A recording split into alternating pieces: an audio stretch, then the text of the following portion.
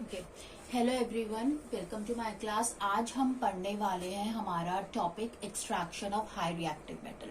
Previous videos में हमने देखा था कि हम मॉडरेट रिएक्टिव मेटल्स या जो लेस रिएक्टिव मेटल्स हैं उनको कैसे एक्सट्रैक्ट करते हैं। तो आज हम देखेंगे हम हाई रिएक्टिव मेटल को कैसे एक्सट्रैक्ट करते हैं। तो इसके अंदर जो हमने एग्जाम्पल स्टडी करना है वो हमें देखना है एल्यूमिनियम।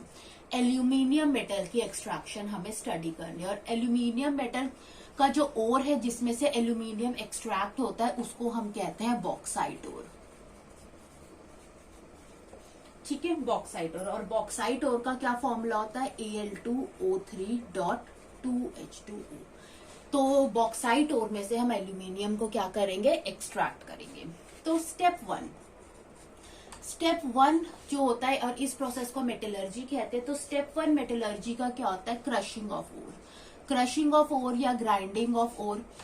इस स्टेज पे क्या होता है कि हमारा जो ओर होता है जो कि बिग पीसेस में प्रेजेंट होता है, हम उसको तोड़ते हैं छोटे छोटे पीसेस में with the help of rollers and grinders. तो हम अपने ओर को क्या कर लेते हैं? क्रश कर लेते हैं। इसी स्टेप में जब हम एल्यूमिनियम की एक्सट्रैक्शन करते हैं तो इसी स्टेप में हम क्या करते हैं? हीट कर देते हैं। जो भी हमारा जो छोटा छोटा मतलब छोटे छोटे जो पार्टिकल्स हमें मिलते हैं उसको हम हीट करते हैं। हीट करने से क्या होता है कि जितनी भी वॉलेटाइल इम्प्यूरिटीज होती हैं जैसे कि मॉइस्चर होता है वो क्या हो जाता है? इवेपोरेट हो जाता है। ठीक है, तो ये क्या करता है? Remove volatile impurities, remove all the volatile impurities like moisture। ठीक है, तो हीट करने से हम जितनी भी हमारी जो वॉलेटाइल इम्प्यूरिटीज होती है जैसे कि मॉइस्चर वो क्या हो जाती है? रिमूव हो जाती है। अब उसके बाद आता है स्टेप टू। स्टेप टू जो होता है क्रशिंग ऑफ ओर के बाद क्या होता है? Concentration of ore. Concentration of ore या इनरिचमेंट ऑफ ओर या फिर ड्रेसिंग ऑफ ओर। मतलब हमको पता है कि इस स्टेप पे हम क्या करते हैं कि जो भी हमारी मतलब कि जो हमारा ओर होता है उसमें जितनी भी इम्प्यूरिटीज होती है, इम्प्यूरिटीज बोले तो जैसे आयरन है, टिन है या सैंड पार्टिकल्स हैं, ठीक है, इस तरीके की इम्प्यूरिटीज जो होती है हम उनको रिमूव करते हैं ताकि हमें गुड क्वांटिटी या गुड कंसंट्रेशन में हमें मेटल मिल सके। तो इस स्टेज को हम कहते हैं कंसंट्रेशन ऑफ ओर।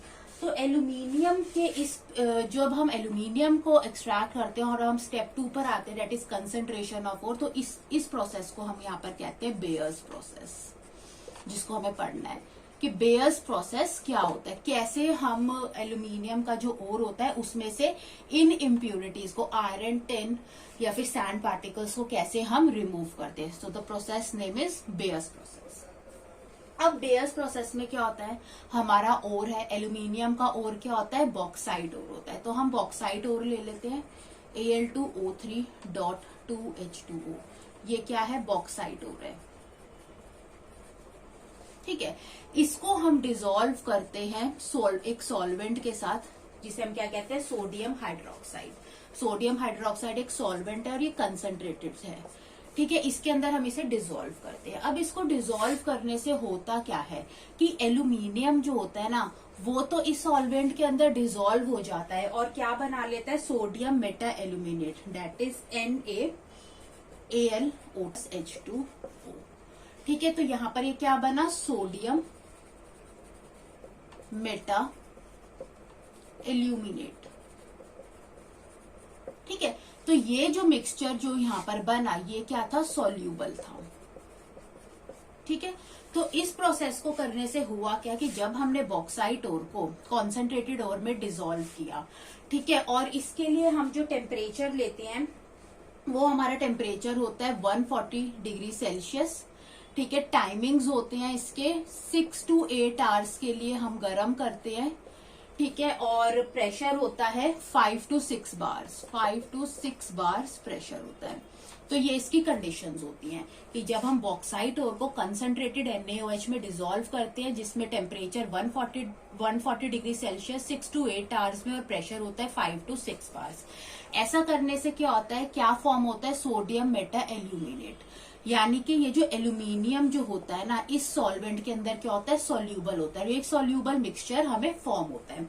जब आप इस मिक्सचर को फिल्टर पेपर में से पास करते हो तो एल्यूमिनियम तो क्योंकि इसके अंदर डिसॉल्व होकर उसने ये मिक्सचर बनाया है, तो ये जो सॉल्यूशन होगा ये तो फिल्टर पेपर में से पास हो जाएगा, लेकिन जो इम्प्यूरिटीज होती हैं, इम्प्यूरिटीज लाइक आयरन की जो इम्प्यूरिटीज होती है ये क्या होती है, इनसॉल्यूबल होती है, और ये क्या बना लेती है, प्रेसिपिटेट बना लेती है। ये फिल्टर पेपर में से क्या होती है, पास नहीं होती, ये क्या फॉर्म करती है, प्रेसिपिटेट्स फॉर्म करती है। तो यहाँ पर इस स्टेप में क्या हो गया कि एल्यूमिनियम में से जो आयरन की इम्प्यूरिटीज थी वो क्या हो गई, उन्होंने प्रेसिपिटेट बना लिया और वो अलग हो गई। ठीक है, अब स्टेप 2 आता है, ये स्टेप 1 था। स्टेप 2 में क्या होता है कि ये जो सोडियम मेटा एल्यूमिनेट है, डेट इज NaAlO2, ठीक है, हम इसकी हाइड्रोलिसिस करते हैं। हम इसका रिएक्शन किसके साथ करते हैं, वाटर के साथ करते हैं। और अब हम टेम्परेचर क्या लेते हैं अपना, थोड़ा कम टेम्परेचर लेते हैं, यानी 50 डिग्री सेल्सियस। पहले टेम्परेचर था 140 डिग्री सेल्सियस, और अब हमने जो टेम्परेचर लिया है वो 50 डिग्री सेल्सियस लिया है। तो हाइड्रोलिसिस करने पर हमें सोडियम हाइड्रोक्साइड मिलता है, NaOH मिलता है, ये क्या होता है, सॉल्यूबल होता है, प्लस हमको मिलता है H3 एल्यूमिनियम हाइड्रोक्साइड AlOH3। किस फॉर्म में मिला, प्रेसिपिटेट्स की फॉर्म में मिला। ठीक है, तो जब हमने सोडियम मेटा एल्यूमिनेट की हाइड्रोलिसिस करी, अब क्या हो गया, NaOH सॉल्यूबल हमें मिला, और क्या अलग हो गया प्रेसिपिटेट्स की फॉर्म में, एल्यूमिनियम हाइड्रोक्साइड, ये अलग हो गया। अगेन जब हमने इस मिक्सचर को फिल्टर पेपर में से पास किया तो जो सॉल्यूबल पार्ट था वो तो फिल्टर पेपर में से पास कर गया, और फिल्टर पेपर के ऊपर क्या रह गए, प्रेसिपिटेट्स रह गए, date is AlOH3। Third step, इस AlOH3 को हमने क्या करा, 1000 डिग्री सेल्सियस पर इग्नाइट करा, जला दिया। ठीक है, और ऐसा करने से क्या हुआ, हमें AlOH3 क्या हो गया, डिकम्पोज हुआ, टूटा, और हमें क्या मिला, Al2O3 प्लस H2O, एल्यूमिना। इसे हम क्या कहते हैं, एल्यूमिना कहते हैं। यानी यहां से हमें क्या मिल गया, हमारा ऐसा एल्यूमिनियम मिला जिसके अंदर अब कोई भी आयरन की या सैंड पार्टिकल्स की ये सारी इम्प्यूरिटीज क्या हो चुकी थी, रिमूव हो चुकी थी। तो ये प्रोसेस होता है जिसको हम क्या कहते हैं, बेयर्स प्रोसेस। एक बार फिर से देख लेते हैं, हम बॉक्साइट ओर से स्टार्ट करते हैं, उसको डिसॉल्व करते हैं कंसंट्रेटेड सोडियम हाइड्रोक्साइड में। टेम्परेचर होता है 140 डिग्री सेल्सियस, 6 to 8 आवर्स के लिए करते हैं, 5 से 6 बार प्रेशर होता है, हमको मिलता है सोडियम मेटा एल्यूमिनेट। ये मिक्सचर क्या होता है, सॉल्यूबल होता है, यानी इधर से हमें पता चलता है कि जो एल्यूमिनियम है वो इस सॉल्वेंट में क्या हो गया, सॉल्यूबल हो गया। ठीक है, और जो सारी बाकी जो इम्प्यूरिटीज थी लाइक आयरन था वो क्या हो गए, अलग हो गए, उन्होंने प्रेसिपिटेट्स बना लिए। फिल्टर पेपर में से पास किया तो प्रेसिपिटेट्स तो ऊपर रह गए फिल्टर पेपर पे, और ये वाला जो सॉल्यूशन था ये क्या हो गया, फिल्टर पेपर में से पास कर दिया। अब हमने दोबारा इस सॉल्यूशन की हाइड्रोलिसिस करवाई 50 डिग्री सेल्सियस पे, तो अगेन ये क्या बना, सॉल्यूबल NaOH हमें मिला, और हमें प्रेसिपिटेट्स, फिर से प्रेसिपिटेट्स मिले एल्यूमिनियम हाइड्रोक्साइड के।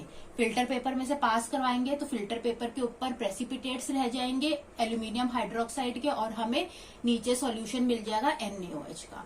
दोबारा से हमने AlOH3 है, अब इनको इग्नाइट कर दिया 1000 डिग्री सेल्सियस पे, तो हमें ये डिकम्पोज होकर क्या मिलेगा, एल्यूमिना मिलेगा। ओर के अंदर ये जो Al2O3 है, अब इसके अंदर good concentration of metal present है, इम्प्यूरिटीज यहाँ पर क्या हो चुकी है, रिमूव हो चुकी है, प्लस H2O। तो ये इनिशियल स्टेप था प्यूरिफिकेशन का।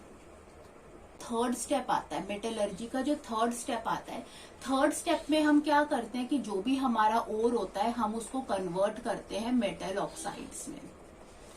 ठीक है, हम उसको किसके अंदर कन्वर्ट करते हैं, मेटल ऑक्साइड्स में कन्वर्ट करते हैं। अब यहाँ पर जो हमारा ओर है, जो अभी हमें सेकंड स्टेप में मिला है, वो हमें क्या मिला है, Al2O3 एल्यूमिना, यही हमारा ओर है। अब इसका हमें मेटल ऑक्साइड बनाने की जरूरत नहीं है। क्यों नहीं है, क्योंकि इसके पास ऑलरेडी ऑक्सीजन है, ये ऑलरेडी क्या है, ऑक्साइड फॉर्म में है। तो थर्ड स्टेप इस केस में करना जरूरी नहीं है। यानी थर्ड स्टेप क्या होता है, ओर को मेटल ऑक्साइड्स कैसे बनाते हैं, रोस्टिंग या फिर कैल्सिनेशन से। तो यहाँ पर ये स्टेप करने की कोई भी जरूरत नहीं है। क्यों, क्योंकि हमारा ओर ऑलरेडी किस स्टेट में है, ऑक्साइड की फॉर्म में है। अब हम आ जाते हैं हमारे फोर्थ स्टेप पे। फोर्थ स्टेप क्या होता है कि जो भी हमारा मेटल ऑक्साइड बना है हम उसकी क्या करते हैं, रिडक्शन करते हैं, और वहां से हम क्या निकालते हैं, मेटल निकालते हैं, ठीक है, रिडक्शन करके। रिडक्शन के लिए हम क्या यूज करते हैं, रिड्यूसिंग एजेंट्स यूज करते हैं। लेकिन यहाँ पर अगर हमें Al2O3 को रिड्यूस करना है तो यहाँ पर रिड्यूसिंग एजेंट्स लाइक कार्बन या कोक या H2 या NH3, ये रिड्यूसिंग एजेंट्स यहाँ पर यूज नहीं होंगे। क्यों? क्योंकि ये जो ऑक्साइड है ये एक हाई रिएक्टिव मेटल का ऑक्साइड है। एल्यूमिनियम एक हाईली रिएक्टिव मेटल है, यानी कि एल्यूमिनियम की एफिनिटी ऑक्सीजन के लिए क्या है, बहुत ज्यादा स्ट्रांग है। तो एल्यूमिनियम और ऑक्सीजन के बीच में एक बहुत स्ट्रांग बॉन्ड है, ये हाईली स्टेबल स्ट्रक्चर है, इसको तोड़ना इजी नहीं है। तो इनको ये रिड्यूसिंग एजेंट्स कार्बन, हाइड्रोजन या अमोनिया, ये इनको तोड़ नहीं सकते। तो हम इसको कैसे तोड़ेंगे, अपना मेटल इसमें से कैसे निकालेंगे, बाय द प्रोसेस कॉल्ड, हम इलेक्ट्रोलिटिक रिडक्शन करेंगे। तो यहां पर हम क्या करेंगे, इलेक्ट्रोलिटिक रिडक्शन, ठीक है। इलेक्ट्रोलिटिक रिडक्शन कर हम अपने Al2O3 में से एल्यूमिनियम को क्या करेंगे, एक्सट्रैक्ट करेंगे। और इस प्रोसेस को हम कहते हैं हॉल एंड हेरोल्ड प्रोसेस। तो इस प्रोसेस को देखते हैं कि कैसे एक्सट्रैक्शन होती है। तो अब हम देखते हैं अपने एल्यूमिनियम की एक्सट्रैक्शन के लिए जो स्टेप नंबर 4 होता है उसको हम कहते हैं हॉल एंड रॉड प्रोसेस। और इस प्रोसेस के अंदर हम क्या करते हैं, हमारे जो भी मेटल ऑक्साइड है हमारा, उसको हम रिड्यूस कर रहे हैं किसके अंदर, मेटल के अंदर। तो यहाँ पर हम रिडक्शन कर रहे हैं, रिडक्शन ऑफ मेटल ऑक्साइड। और इस प्रोसेस को हम यहाँ पर क्या कहते हैं, हॉल एंड रॉड प्रोसेस, ठीक है। तो अब यहाँ पर एक दिक्कत थी जो पहले साइंटिस्ट ने फेस करी कि Al2O3 का हमें इलेक्ट्रोलिटिक रिडक्शन करना है, लेकिन उन्होंने इसको करने के लिए दो प्रॉब्लम्स क्या करी, फेस करी। पहली प्रॉब्लम ये थी कि जो Al2O3 था ये बैड कंडक्टर ऑफ इलेक्ट्रिसिटी था, बैड कंडक्टर ऑफ इलेक्ट्रिसिटी, ठीक है। अगर ये इलेक्ट्रिसिटी ही कंडक्ट नहीं करेगा तो इसकी इलेक्ट्रोलिसिस क्या है, पॉसिबल ही नहीं हो पाएगी। सेकंड कंडीशन ये थी कि Al2O3 की अगर हमें इलेक्ट्रोलिटिक रिडक्शन करनी है तो इसकी हमें प्योर फॉर्म नहीं चाहिए, इसकी हमें कौन सी फॉर्म चाहिए, मोल्टन फॉर्म चाहिए। और मोल्टन फॉर्म के लिए हमें इसे कितने पर हीट करना पड़ेगा, 2050 डिग्री सेल्सियस। इतना हाई टेम्परेचर चाहिए अगर हमें इसे प्योर फॉर्म से मोल्टन स्टेट में कन्वर्ट करना है। लेकिन इतने टेम्परेचर पर हमारा Al2O3 क्या हो जा रहा था, वेपराइज हो जा रहा था। तो ये दो कंडीशंस थी जो कि इसकी इलेक्ट्रोलिसिस में क्या क्रिएट कर रही थी, प्रॉब्लम क्रिएट कर रही थी। इस प्रॉब्लम को दूर करने के लिए एक तरीका निकाला गया कि Al2O3 में दो चीजों को ऐड कर दिया गया। वो दो चीजें क्या थी, फर्स्ट था क्रायोलाइट और एक था फ्लोरस्पान, ठीक है। इन दो चीजों को क्या कर दिया गया, ऐड कर दिया गया। तो अब हमारा फॉर्मूला बना Al2O3, इसमें हमने क्रायोलाइट डाला, date is Na3Al F6 plus fluorspar में CaF2, ठीक है। और तो ये टोटल मिलाकर इन्होंने क्या बनाया, एक इलेक्ट्रोलाइट बनाया। ऐसा करने से क्या हुआ, ऐसा करने से ये हुआ कि इन दोनों ने, क्रियोलाइट ने एंड फ्लोरस्पार ने क्या किया, एक तो कंडक्टिविटी को क्या कर दिया, इंक्रीज कर दिया।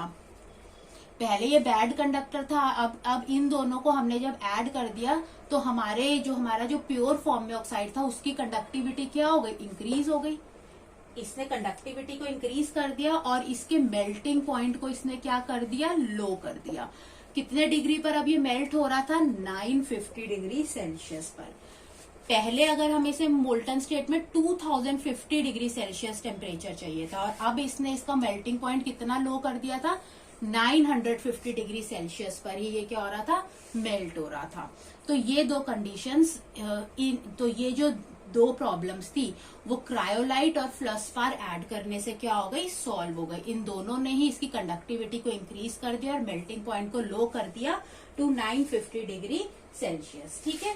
तो ये दोनों ही किसकी तरह एक्ट कर रहे थे, they act as a solvent, ठीक है, they behave as a solvent. तो अब ये जो हमारा ये जो पूरा ऑपरेटर्स है, ठीक है, जहां पर हम इलेक्ट्रोलिटिक रिडक्शन कर रहे हैं, इसके अंदर जो हम इलेक्ट्रोलाइट यूज करेंगे उसके अंदर Al2O3 plus cryolite plus fluorspar भी क्या होगा, एडेड होगा, ठीक है। तो अब हम इसकी वर्किंग देखते हैं।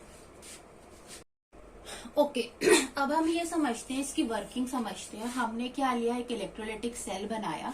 इस सेल को हमने कैसे बनाया कि ये जो आयरन टैंक था, हमने इसकी जो लाइनिंग थी, ये जो इसकी जो लाइनिंग थी, किसकी बना ली, कार्बन लाइनिंग बना ली, ठीक है। और कार्बन लाइनिंग पे ये किस तरीके से एक्ट किया, एज अ कैथोड, यानी इसके ऊपर कैसा चार्ज था, नेगेटिव चार्ज था। क्योंकि हम इलेक्ट्रोलाइटिक सेल में क्या बनाते हैं, एनोड बनाते हैं और कैथोड बनाते हैं। और इस केस में एनोड और कैथोड दोनों ही किससे बने हुए थे, कार्बन से बने हुए थे। तो कैथोड बनाने के लिए हमने क्या करा, यहाँ पर कार्बन लाइनिंग लगा दी और चार्ज क्या आ गया, नेगेटिव चार्ज आ गया। फिर हमने यहाँ पर क्या बनाया, एनोड बनाया। ये भी क्या थे, कार्बन के ही बने हुए थे इलेक्ट्रोड्स, और इन पर क्या चार्ज था, पॉजिटिव चार्ज था। ये कैसे एक्ट कर रहे थे, they act as a anode. तो हमारा कैथोड भी हो गया और हमारा एनोड भी हो गया, और दोनों ही किससे बने हुए हैं, कार्बन से बने हुए हैं। नेक्स्ट हमने क्या लिया कि हमने इसके अंदर भरा इलेक्ट्रोलाइट भरा। इलेक्ट्रोलाइट किससे बना हुआ है, Al2O3 क्रायोलाइट और फ्लसपार से बना हुआ है। रेशियो जो यहाँ पर यूज करी गई 1:3:1, यानी 1 part of Al2O3, 3 part of cryolite and 1 part of CaF2। ये रेशियो हमने यहाँ पर क्या करा, यूज किया, 1:3:1, ठीक है। ये हमने अपना इलेक्ट्रोलाइट यूज किया। इन दोनों के एडिशन से कंडक्टिविटी बढ़ चुकी है, और क्या हो चुका है, मेल्टिंग पॉइंट 950 डिग्री सेल्सियस हो चुका है। फिर हमने यहाँ पर कोक लगा दिया, ठीक है। इस कोक से क्या होगा कि जब हम यहाँ पर हीट करेंगे, ठीक है, तो यहाँ पर एक तो ये हीट लॉस रोकेगा, और ये जो हमारे ऊपर जो एनोड लगे हुए हैं इसको क्या करेगा, खराब होने से भी क्या बचाएगा। यहाँ पर जो हमने इस टैंक का जो बॉटम पार्ट था उसको हमने थोड़ा सा स्लैंट स्ट्रक्चर बनाया और यहाँ पर एक टैप लगा दिया, ठीक है। तो ये थी इसकी कंस्ट्रक्शन। अब वर्किंग क्या होगी, हम इसकी रिएक्शन देख लेते हैं। तो एट एनोड सबसे पहले हम देखते हैं कि सबसे पहले क्या होगा कि जब हम यहाँ पर हीट करेंगे तो जो हमारे इलेक्ट्रोलाइट है वो क्या होंगे, वो टूटेंगे आयंस में। तो ये तीनों क्या बनाएंगे, आयंस बनाएंगे, ठीक है। तो जैसे कि Al2O3 है, ठीक है। O3 कौन कौन से आयंस बनाएगा, Al3 पॉजिटिव बनाएगा, 3 पॉजिटिव बनाएगा, और क्या बनाएगा, O2 नेगेटिव बनाएगा। नेक्स्ट हमारा है Na3Al F6, ठीक है, ये टूटेगा। तो ये 3 तरीके के आयंस की यहाँ फॉर्मेशन कर रहा है, Na पॉजिटिव, Al3 पॉजिटिव और F नेगेटिव की। नेक्स्ट क्या है, CaF2 है, ये 2 तरीके के आयंस बनाएगा, यानी Ca2 पॉजिटिव और F नेगेटिव, ठीक है। तो जब हमने यहाँ पर हीट करा तो इन्होंने जो हमारा इलेक्ट्रोलाइट था ये इन्होंने क्या करे, आयंस में क्या हो गए, ये टूट गए। अब क्या होगा, रिएक्शन देखेंगे at cathode. At cathode, cathode पे क्या होती है, रिडक्शन होती है, और चार्ज क्या होता है, नेगेटिव चार्ज होता है, ठीक है। अब यहाँ पर क्या है, कैथोड, कैथोड पे कैसा चार्ज है, नेगेटिव चार्ज है। हमारा कैथोड क्या है, ये कार्बन लाइनिंग है। अब अगर कैथोड के ऊपर नेगेटिव चार्ज है तो जो हमारे पॉजिटिवली चार्ज आयंस है, यानी कि एल्यूमिनियम या आयरन, ठीक है, एल्यूमिनियम हो गया या आयरन हो गया या ये कैल्शियम हो गया, ये इसकी तरफ अट्रैक्ट होंगे, अपोजिट चार्ज की तरफ यही वाले आयंस भागेंगे। तो अब रिएक्टिविटी सीरीज में जो सबसे नीचे होता है वो एल्यूमिनियम होता है, इसीलिए सोडियम और कैल्शियम से पहले क्या होगा, इन दोनों के कंपैरिजन में एल्यूमिनियम पहले आगे आएगा। तो एल्यूमिनियम क्या करेगा, अब यहाँ पर रिडक्शन हो रही है। रिडक्शन का मतलब क्या होता है, gain of electron, gain of electron.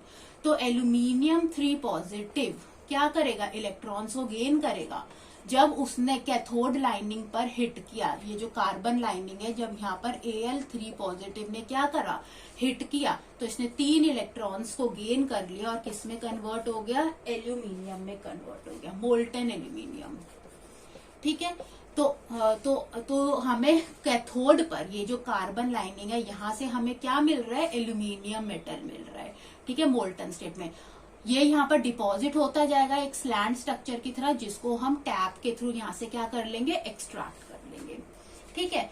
Next जो आता है एट एनोड, एनोड के ऊपर क्या होती है, ऑक्सीडेशन होती है, चार्ज क्या होता है, पॉजिटिव चार्ज होता है। अब एनोड के ऊपर पॉजिटिव चार्ज है, यानी इसकी तरफ कौन अट्रैक्ट होंगे, जो नेगेटिव वाले आयंस हैं। अब फ्लोरीन है और ऑक्सीजन है, तो ऑक्सीजन जो होगा क्या करेगा, सबसे पहले आगे आएगा और एनोड की तरफ क्या करेगा, ये अट्रैक्ट होगा। तो और ऑक्सीडेशन में क्या होता है, लॉस ऑफ इलेक्ट्रॉन होता है, इलेक्ट्रॉन लॉस करेगा तो O2 नेगेटिव अपने 2 इलेक्ट्रॉन्स को लॉस करके क्या बना देगा, ऑक्सीजन के अंदर क्या हो जाएगा, कन्वर्ट हो जाएगा। लेकिन जो ऑक्सीजन होती है वो इस फॉर्म में क्या होती है, स्टेबल नहीं होती, इसलिए हम ऑक्सीजन को एक और ऑक्सीजन के साथ रिएक्ट करके क्या बना देंगे, O2 बना देंगे। यानी अब हमारे इस एनोड के ऊपर हमें क्या मिलेगी, ऑक्सीजन गैस मिलेगी। तो एनोड से हमें मिलती है ऑक्सीजन गैस और कैथोड पे हमें क्या मिलता है, हमारा एल्यूमिनियम मेटल मिलता है। ठीक है, तो ये प्रोसेस था जिसको हम हॉल हेराल्ड प्रोसेस कहते हैं। तो यहां से हमको हमारा मेटल क्या हो गया, एक्सट्रैक्ट हो गया। ओके, नेक्स्ट जो स्टेप इसके अंदर हमने पढ़ना है, जो कि लास्ट स्टेप होता है मेटलर्जी का, जिसे हम क्या कहते हैं, रिफाइनिंग कहते हैं, जिसमें से हमें 99.9% प्योर मेटल हमको मिलता है। तो अब हमारा लास्ट स्टेप बचा है मेटलर्जी का, जिसमें हम एक्सट्रैक्शन ऑफ एल्यूमिनियम पढ़ रहे हैं। जो लास्ट स्टेप होता है उसको हम कहते हैं रिफाइनिंग। तो यहाँ पर हम पढ़ेंगे हुप्स इलेक्ट्रोलिटिक रिफाइनिंग। यहाँ से हमको 99.9% प्योर मेटल मिलेगा, यानी कि एल्यूमिनियम मिलेगा। तो सबसे पहले हम इसकी कंस्ट्रक्शन समझ लेते हैं। हमने क्या ले लिया, एक आयरन टैंक ले लिया, ठीक है, जिसको हमने 3 पार्ट्स में क्या कर दिया, डिवाइड कर दिया। ठीक है, जिसमें सबसे लोअर पार्ट में हमने अपना इम्प्योर मेटल भरा। इम्प्योर मेटल जो हमें 4th स्टेप में मिला था, जो कि हमने हॉल हेराल्ड प्रोसेस से हमने निकाला था। यानी जब हमने मेटल ऑक्साइड्स को रिड्यूस करा था मेटल में, तो वो जो हमें मेटल मिला था वो अभी 99.9% प्योर नहीं था, इसलिए हम उसको इम्प्योर ही बोलेंगे। तो इसके थ्रू, इस पैसेज के थ्रू हम अपना इम्प्योर मेटल यहाँ पर डालेंगे। सेकेंड स्टेप में हमने क्या डाला, स्ट्रॉन्ग इलेक्ट्रोलाइट डाला। स्ट्रॉन्ग इलेक्ट्रोलाइट आप यहाँ पर यूज कर सकते हो, NaF एग्जाम्पल है, हम यहाँ पर स्ट्रॉन्ग इलेक्ट्रोलाइट यूज करेंगे। और जो सबसे ऊपर वाला टैंक होगा, इसके अंदर हमारे पास ऑलरेडी प्योर मेटल जो था, हमने उसको यहाँ पर फिल कर लिया। अब इस सेल के अंदर हमने क्या बनाना है, एनोड बनाना है और कैथोड बनाना है। तो ये वाली जो नीचे वाली लाइनिंग थी, इसको हमने क्या बना दिया, एनोड बना दिया, कार्बन से बना हुआ था। और ऊपर ये जो था कैथोड, ये भी क्या था, कार्बन का ही बना हुआ था। ठीक है, और यहाँ ये भी कार्बन का बना हुआ था, तो इसको हमने क्या कह दिया, कैथोड बना दिया। एनोड के ऊपर पॉजिटिव चार्ज, कैथोड के ऊपर नेगेटिव चार्ज। ठीक है, अब होगा क्या यहाँ पर कि हमने अपना इम्प्योर मेटल सबसे पहले लिया, तो एट एनोड, यहाँ पर रिएक्शन देख लेते हैं। एनोड के ऊपर क्या होता है, ऑक्सीडेशन होता है। ठीक है, ऑक्सीडेशन का मतलब क्या होता है, लॉस ऑफ इलेक्ट्रॉन्स। ठीक है, और चार्ज क्या होता है, एनोड के ऊपर पॉजिटिव चार्ज होता है। तो जब हमारा इम्प्योर मेटल जब यहाँ पर आया, लोअर टैंक में आया, इम्प्योर मेटल यानी कि एल्यूमिनियम, यहाँ पर क्या होगा, इसका ऑक्सीडेशन होगा। तो इसने अपने 3 इलेक्ट्रॉन्स को लूज कर दिया और किसके अंदर कन्वर्ट हो गया, Al3 पॉजिटिव में। ठीक है, अब ये जो Al3 पॉजिटिव था, ठीक है, ये कहाँ आ गया, इसने इसको उठाकर यहाँ पर ये क्या बन गया, Al3 पॉजिटिव बन गया। अब Al3 पॉजिटिव को कौन अट्रैक्ट कर रहा है, ये ऊपर कैथोड लगा हुआ है, नेगेटिव चार्ज लगा हुआ है, तो ये से अट्रैक्ट कर रहा है। तो ये कहाँ चला गया, इधर चला गया, सेकंड टैंक पे चला गया। क्योंकि यहाँ पर पॉजिटिव चार्ज बहुत ज्यादा बढ़ गया, तो इसने इसे और ऊपर उठाकर सबसे ऊपर वाले फर्स्ट टैंक में, जो फर्स्ट लेयर थी, इसने ऊपर फेंक दिया। प्लस जो कैथोड था वो भी इसको अपनी तरफ अट्रैक्ट कर रहा था, तो ये कहाँ आ गया, कैथोड ऊपर फर्स्ट टैंक के ऊपर आ गया। अब हुआ क्या, एट कैथोड, कैथोड पर क्या होता है, रिडक्शन होता है। रिडक्शन यानी कैथोड पे चार्ज क्या है, नेगेटिव चार्ज है। तो अब कैथोड पर Al3 पॉजिटिव है, जब हमारा यहाँ आ चुका है। ठीक है, ये Al3 पॉजिटिव क्या करेगा, इस कैथोड से 3 इलेक्ट्रॉन्स को गेन करेगा और किस में कन्वर्ट हो जाएगा, प्योर एल्यूमिनियम में क्या हो जाएगा, कन्वर्ट हो जाएगा। और सारी इम्प्यूरिटीज क्या हो जाएगी, हमारी अलग हो जाएगी। तो हमको इस स्टेप से यहाँ पर क्या मिलेगा, 99.9% प्योर एल्यूमिनियम मिलेगा। तो एक बार फिर देख लेते हैं, ये एक आयरन टैंक है जिसको हमने 3 पार्ट्स में डिवाइड किया। जब हमने अपना इम्प्योर मेटल यहाँ डाला, तो एनोड पे क्या हुआ, ऑक्सीडेशन हुआ। तो एल्यूमिनियम ने तीन इलेक्ट्रॉन्स को लूज करके किस में कन्वर्ट हो गया, Al3 पॉजिटिव में। Al3 पॉजिटिव को उठाकर उसने सेकेंड लेयर पे फेंका, यहाँ पर पॉजिटिव चार्ज बढ़ गया इसलिए, और प्लस कैथोड पे नेगेटिव चार्ज था तो वो पॉजिटिव चार्ज को अपनी तरफ अट्रैक्ट कर रहा था, तो इसने इसे उठाकर सबसे ऊपर वाली लेयर पे फेंक दिया। अब ये जो Al3 पॉजिटिव है, अब कैथोड पे क्या हो रही है, रिडक्शन हो रही है, इसने 3 इलेक्ट्रॉन्स को गेन करे, इम्प्योरिटीज सारी अलग हो गई और एल्यूमिनियम हमको यहाँ से एक्सट्रैक्ट हो गया, जो कि 99.9% क्या था, प्योर था। तो यहाँ पर ये कंप्लीट हो गई हमारी एक्सट्रैक्शन ऑफ एल्यूमिनियम, जो कि हाई रिएक्टिव मेटल था। 3 प्रोसेसेस हमने इसमें पढ़े, Bayer's process, Hall Heroult process and the Hoopes electrolytic refining. Okay, तो अगर आपको पसंद आया हो ये वीडियो तो आप इसे जरूर लाइक करें एंड सब्सक्राइब करें। Thanks for watching.